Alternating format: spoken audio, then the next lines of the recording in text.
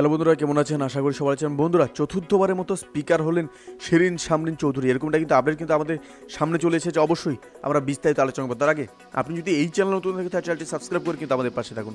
এরকম নিত্য নতুন রাজনৈতিক আপডেটগুলি কিন্তু সবার আগে পাওয়ার জন্য। তার চলুন বন্ধুরা, শুরু করা যাক। টানা চতুর্থবারের মতো জাতীয় সংসদের স্পিকার নির্বাচিত হয়েছেন ডাক্তার শিরিন শারমিন চৌধুরী। মঙ্গলবার দ্বাদশ জাতীয় সংসদের প্রথম বৈঠকে শিরিন শারমিন চৌধুরীকে স্পিকার হিসেবে নির্বাচিত করা হয়।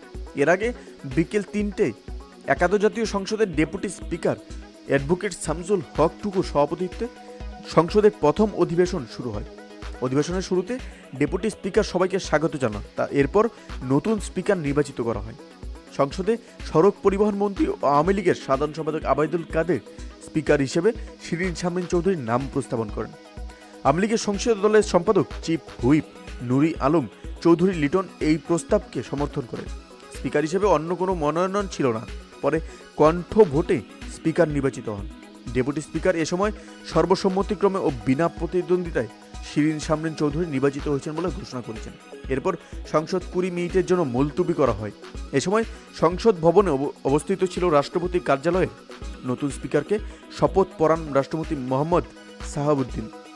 স্পিকার নির্বাচনের সময় সংসদ নেতা প্রধানমন্ত্রী শেখ হাসিনা অর্থাৎ বিরোধী দলের নেতা গোলাম মোহাম্মদ কাদের সহ সরকারি ও বিরোধী দলের প্রায় সকল সংসদ সদস্য সংসদের বৈঠকে উপস্থিত ছিলেন। দ্বাদশ জাতীয় সংসদ নির্বাচনে রংপুর 6 আসন থেকে নির্বাচিত হন শিরিন শারমিন। তাকে আবারও স্পিকার নির্বাচনের বিষয়ে আওয়ামী লীগের সংসদীয় দলের বৈঠক থেকে সিদ্ধান্ত নিয়েছে। তো বন্ধুরা, এই ছিল আমাদের একটা ছোট আপডেট, যেটি আপনাদের সামনে তুলে ধরলাম। অবশ্যই এই আপডেট সম্পর্কে আপনারা কি মতামত সেটি আমাদের কমেন্টে জানাতে ভুলবেন না। ভালো থাকবেন, সুস্থ থাকবেন। ধন্যবাদ। দেখা হচ্ছে পরবর্তী নতুন একটি কোনো ভিডিওতে। আপনি কোথা থেকে দেখছেন সেটিও আমাদের কমেন্টে জানাতে ভুলবেন না।